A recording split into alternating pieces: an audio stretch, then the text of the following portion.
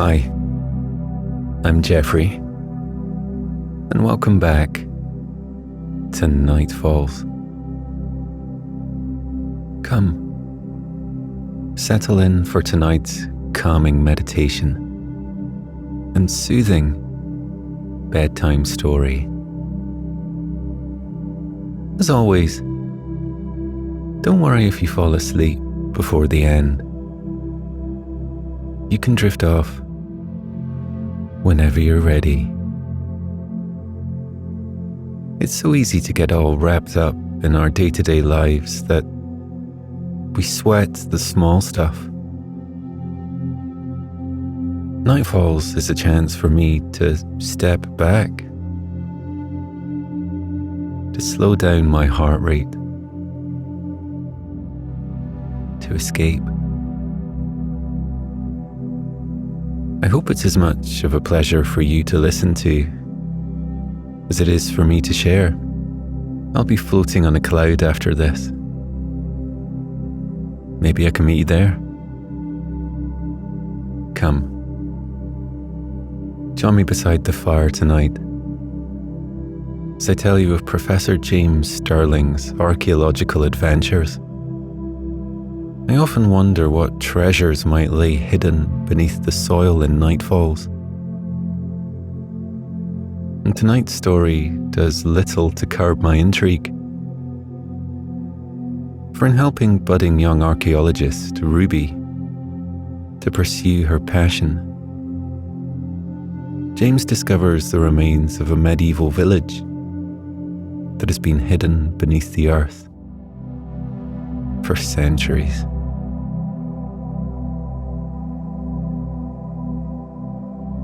Before I tell you of Professor Stirling's discovery, why not take a moment to check in with yourself?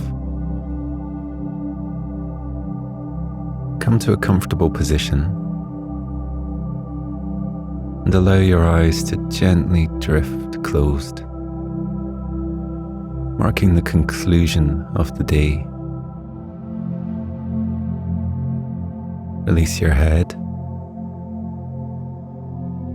your neck, and your shoulders into the soft cushions beneath you. Allow the muscles of the face to soften and your jaw to hang loose. Let your tongue fall away from the roof of your mouth and enjoy a moment of stillness, all to yourself.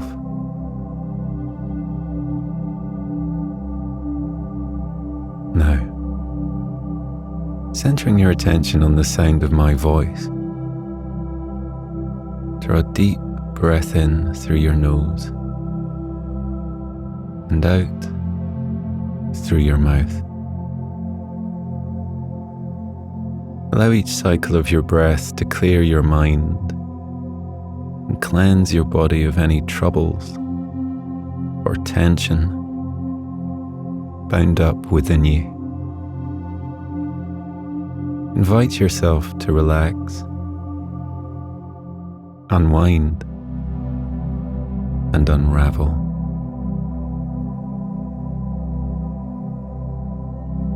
How are you feeling tonight?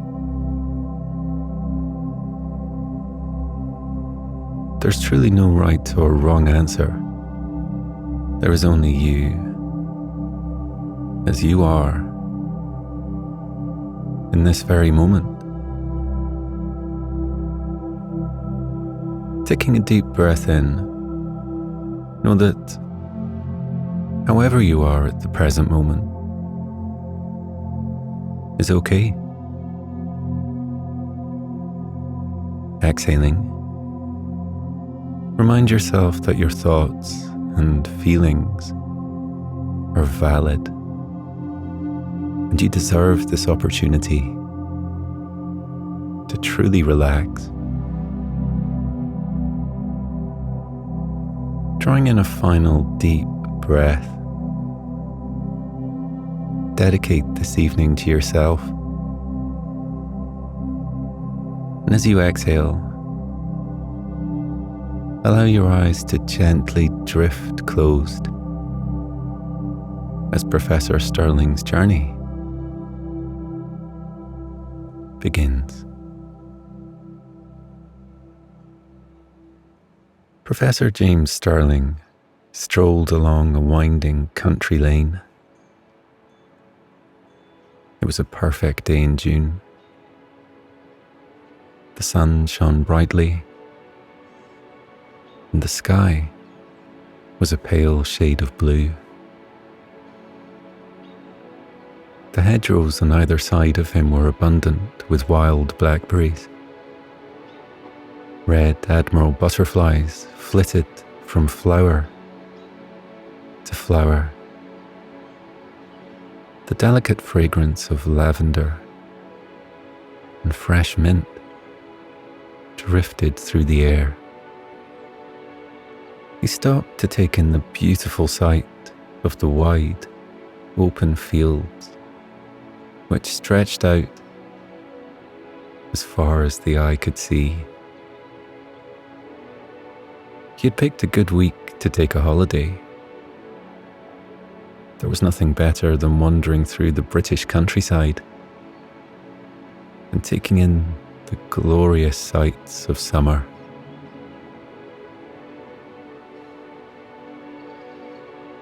But as he scanned the green horizon, his archeologist's mind naturally turned to the past, and he wondered about the people who had made this area their home over the years,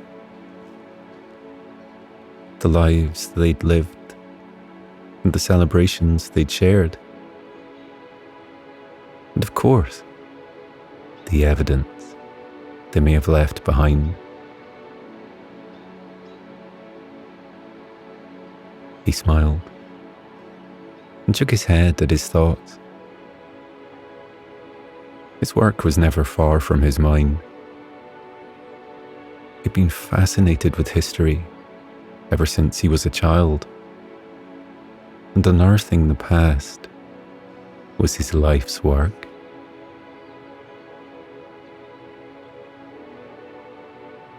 He carried on walking and presently came to a field which was a public right-of-way. Climbed the wooden stile, noticing patches of daisies and small chamomile flowers nestled in the grass ahead of him.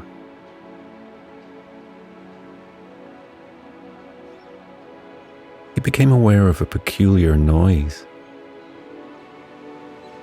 It was a sound he was familiar with,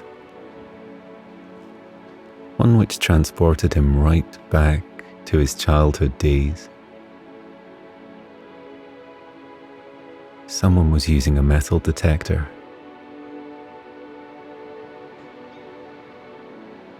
Curiosity got the better of the professor, and he couldn't help himself from following the sound. Across the field he went, his head tipped to one side as he listened for the distinctive beeps. The metal detector emitted its familiar beeps before falling occasionally silent, only to start up with its recognizable rhythm again. But someone discovered some hidden treasure, a precious relic from the past. Professor Sterling soon discovered who was using the detector. He saw a man in his late 30s having a conversation with a young girl who appeared to be around the age of 9 or 10. Going by their identical shade of copper hair, he assumed they were related. Perhaps father and daughter. Neither one of them were aware of his approach, as they were fully absorbed in whatever the metal detector had discovered in the ground. The man handed the girl a small shovel, and she began to carefully dig away small pieces of earth.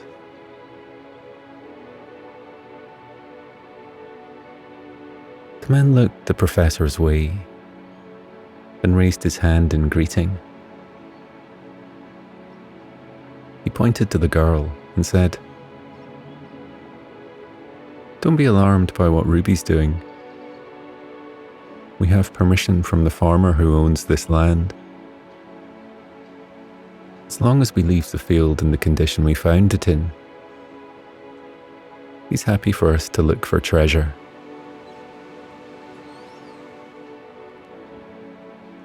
Professor Sterling walked over to the man's side and asked if they had found any treasure yet.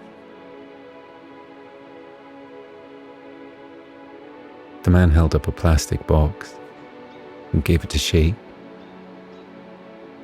A few items rattled inside. With a smile, he said, 2 metal buttons, a 2-pence piece, and the rear end of a toy car. Professor Sterling nodded. Quite the haul. I had a metal detector when I was young and spent hours looking for treasure. The man looked at his watch. We've been here 2 hours already, and Ruby, she's my daughter, shows no signs of stopping anytime soon. I can understand her enthusiasm, the professor said with a smile. He looked at the girl as she methodically continued with her excavation, concentration wrinkling her brow. She was completely lost in her own world. The professor looked back at the man and added, "I'm just the same when I'm at work. The hours fly by."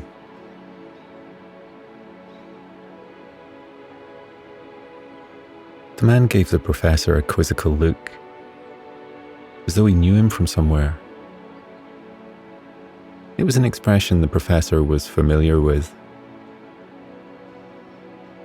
Any moment now, comprehension would dawn on the man's face. The man opened his mouth to speak, but was interrupted from doing so by a joyful call coming from his daughter. "Dad, look what I found." She hastened to his side and held her mud-covered hand out. "It's another toy car. Now I've got 2.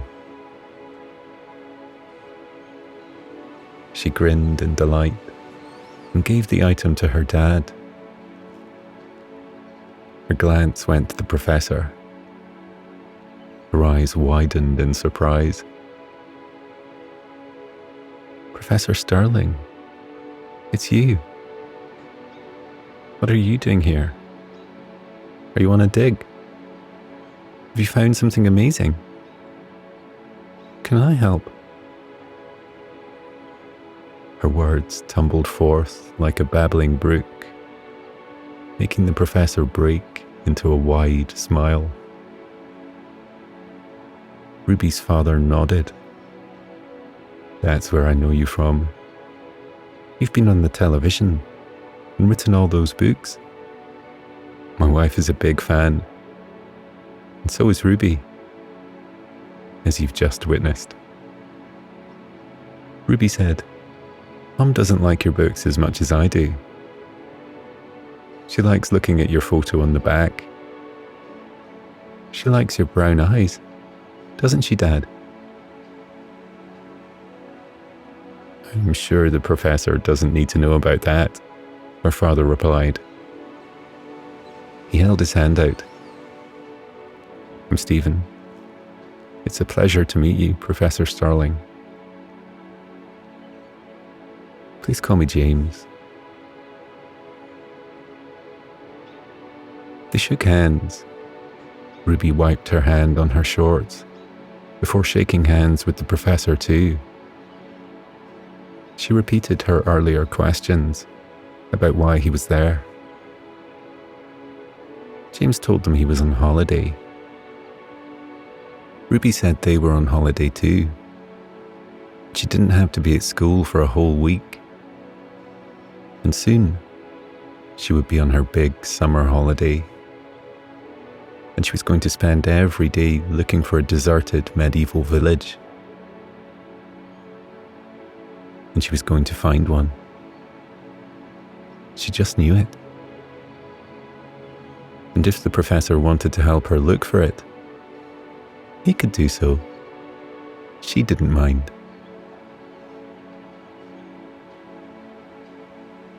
Stephen put his hand gently on Ruby's shoulder and said James was on holiday and they should let him go on his way. I don't have anywhere else to be, James said pleasantly. Ruby, why are you looking for a deserted medieval village? She explained how there were lots of them around Britain, waiting to be discovered.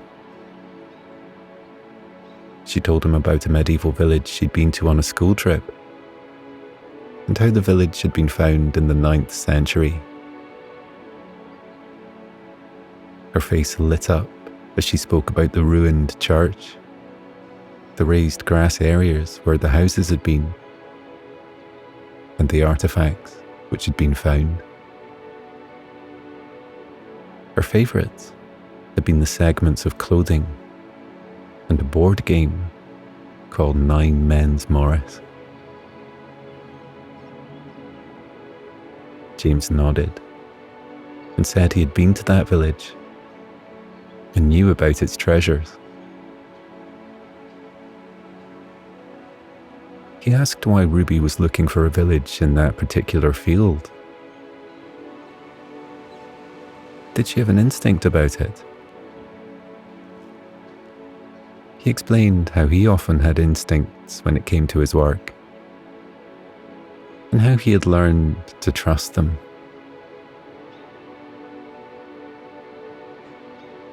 Ruby looked around the field.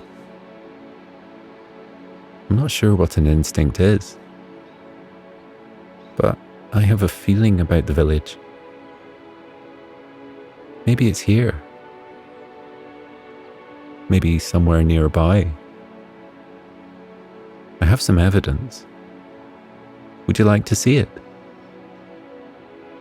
Of course, James readily replied.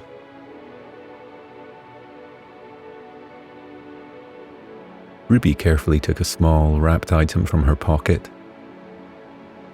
She pulled the fabric layer back to reveal a broken piece of metal. She held it closer to James.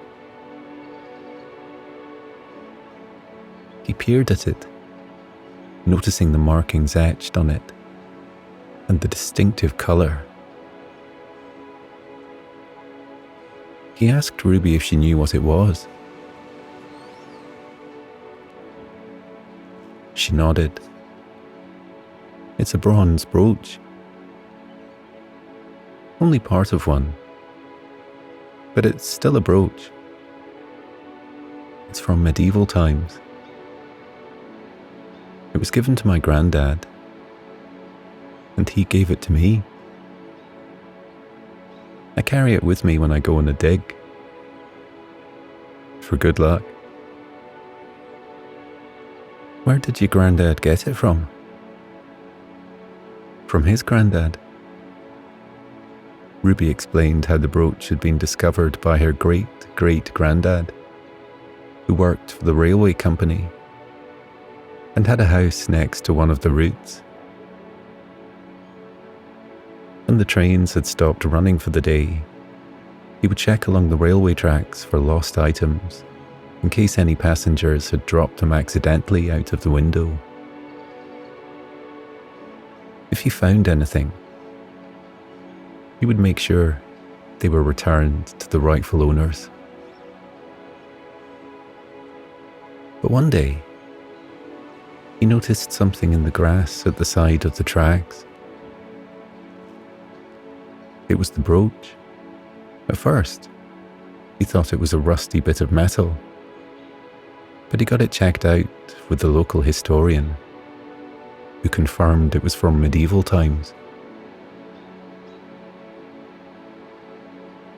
She finished talking and gazed at the brooch in wonder.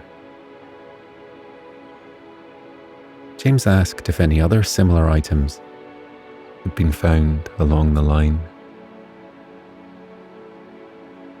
Stephen took up the story and said the train stopped running a few years after the discovery,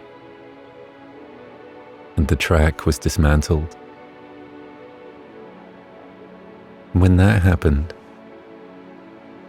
his great-grandfather left the area to look for another job. He didn't have the opportunity to look for any other items, but he handed the brooch down in the family in the hope that one day somebody would find something else.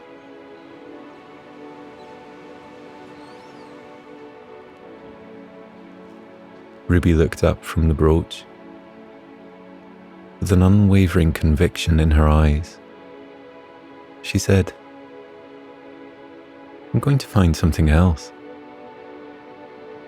I just know I am." "I believe you," the professor said. "But why are you looking here?" Ruby pointed to the far side of the field. That's where the railway line was.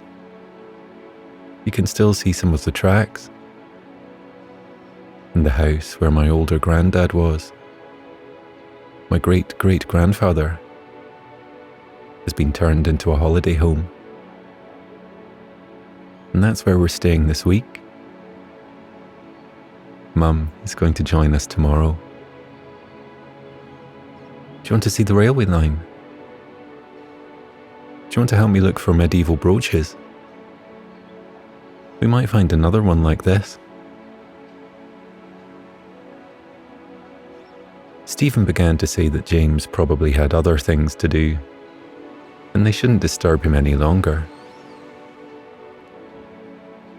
James said he'd love to help, and you couldn't walk away from a possible archaeological discovery. Not if Ruby was certain they were going to find something. And luckily, he'd bought his travel-sized excavation toolkit with him. He never left home without it. Ruby asked if he was getting an instinct about a medieval village. James said he wasn't sure about finding a village, but he had a feeling they would find something interesting. That was good enough for Ruby. She carefully wrapped the brooch and returned it to her pocket. She meticulously replaced the earth which had been disturbed during her work. Her methodical ways and attention to detail made James see she had the makings of an excellent archeologist. He told her so, which brought a slight blush to her freckled cheeks. Once Ruby was satisfied she'd left the ground as she'd found it, she led the way across the field and towards the former railway building, which was now a holiday home. The house was a beautiful stone-built building with a red tiled roof. The front garden was neat and well stocked with flowering plants. An inviting-looking bench was beneath the window. Ruby pointed to the bench and said it was made from some of the old wooden sleepers from the railway line. and Professor Sterling could have a sit down for a while if he needed to. Or would he like to start exploring straight away? She could show him where the brooch had been found. Her bright-eyed enthusiasm reminded the professor of his early years and the excitement of countless treasures waiting to be discovered by him. He told Ruby he was ready to get started immediately. She gave him a big smile, as if she was hoping he would say that.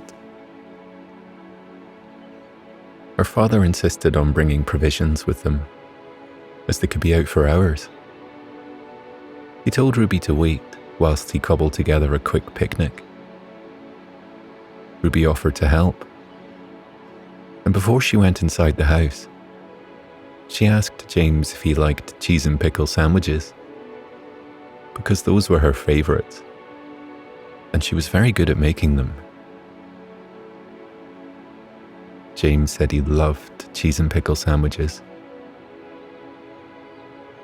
Father and daughter went into the house, leaving James alone with his thoughts. He gazed along the disused railway line in front of them. The odd sleeper had been left in place, maybe as a nod to the past. His imagination took him back in time, and to when the railway had been built. The wonder and amazement on the passengers' faces as they boarded a train for the very first time. How enchanting their journeys must have seemed to them. And what was this on the land before the railways?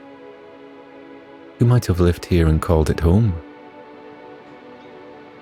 Did the disused track cover up an ancient route to a hidden village? His mind wandered to many possibilities. He became so lost in his thoughts that he didn't notice Ruby's return until she announced she'd put some homemade cupcakes in the picnic too, and hoped he would like them. And if he didn't, he could give his cupcake to her. Ruby offered to let James use the metal detector, but he insisted she continue using it, because he'd seen what an expert she was with it. The trio set off along the former railway line, Ruby sweeping the detector from side to side as they went. A short way along, Ruby stopped and showed James the grassy area where the brooch had been found. She said she checked many times to see if there was anything else there, but she hadn't found anything. With James watching her, she slowly swept the detector over the grass to make sure she hadn't missed anything on her previous investigations. The detector didn't make a noise, but Ruby said she didn't mind, because she was convinced the real treasure was waiting to be found ahead. Onwards they walked. Stephen asked James about his work and his most memorable finds. James started to recount his excavations and the discoveries he'd made. Ancient manuscripts found in Greece, cave paintings in Costa Rica, minuscule animal figurines hidden behind the walls of a Japanese temple. Ruby silently listened to his stories whilst continuing to explore the ground for possible items. The professor was in the middle of telling them about an Egyptian discovery when he noticed Ruby had become as still as a statue. The detector was emitting barely audible beeps. Ruby put the machine down, knelt, and began to dig the earth in her slow, methodical way. After a while, Ruby put the shovel down and reached into the hole she'd created. She pulled out a lump of earth and carefully pulled it apart. When all the earth was gone, she was left with a silver belt buckle. It had been tarnished by the elements over the years, but it was still recognizable. James knelt at her side and examined it. Ruby raised her eyebrows in question. James smiled and nodded. He confirmed it was from the medieval era. Ruby sat back on her heels and slowly shook her head, unable to take in what had happened. The professor remembered the feeling of his first discovery and felt honored to be sharing such a magical time with Ruby. They sat in silence for a while, staring at the buckle in admiration. Ruby wrapped the buckle in a protective bag, which she brought with her, and reverently handed it to her father for safekeeping. The professor placed a marker on the spot and took a couple of photographs too. Stephen, Ruby, and the professor continued walking along, but at a slower pace. To Ruby's delight, she soon found more artifacts. A collection of beads that could have been part of a necklace. A bronze ring engraved with entwined initials. A delicate silver bell. Each object was carefully wrapped, catalogued, and put into a box. They walked on a little further until they reached a large wooden turntable where the trains of yesteryear would have been rotated before setting forth on their return journey. Stephen said it looked like the end of the line and they should return home. "Not just yet, if you don't mind," James said. "Ruby, look at those fields over there. I know they're overgrown, but can you see how they're laid out? Perfect for the kind of arable farming which would have been consistent with a medieval village. Shall we explore those fields? If it's okay with you, Stephen." Stephen agreed to further exploration. Even though the grass was waist high, the trio continued searching for evidence of a lost past. And it was Ruby who found it. She stopped at the side of what appeared to be a small, grassy mound. It was covered in moss and lichen. She carefully brushed the green covering away to reveal a section of broken wall. One side of the stone wall had been painted with limestone. Ruby called James over and showed him the wall. In a whisper, she asked if it could possibly be. Her words trailed away. James could only nod. He was thinking the same thing. Stephen joined them and looked blankly at the wall, wondering what the fuss was about. Ruby explained it could be part of a church from a medieval village. The inside of some churches often contained wall paintings, but over the years, they'd been covered up by layers of limestone. She told her dad about a church in Wales and how the limestone layers had been removed to reveal many paintings, including a huge one depicting the story of George and the dragon.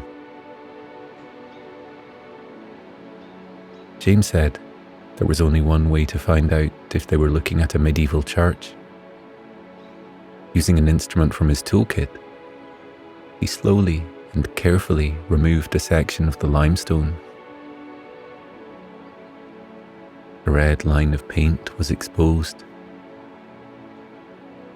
James removed another area further along. More paint was revealed.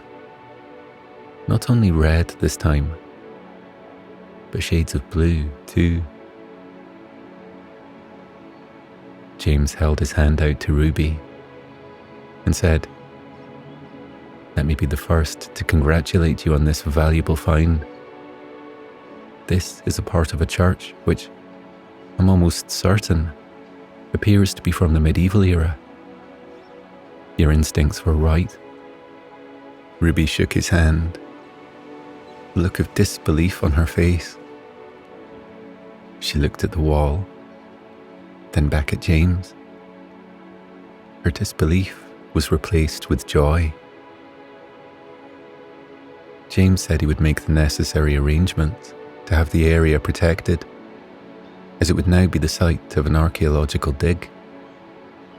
He would oversee the work, which, coincidentally, would begin around the time of the school's summer holidays. He asked Ruby and Stephen if they would be free to help on the dig.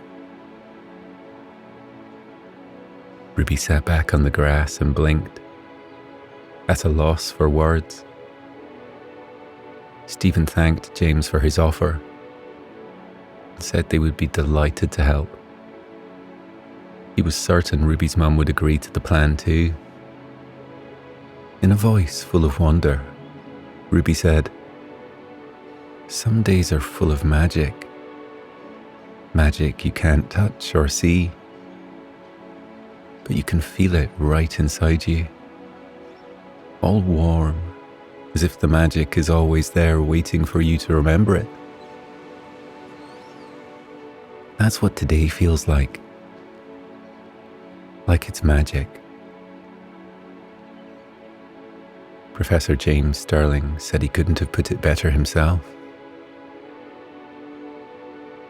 They stayed a while next to the church wall and ate their picnic. The summer sky grew darker, and the orange glow of a spectacular sunset appeared.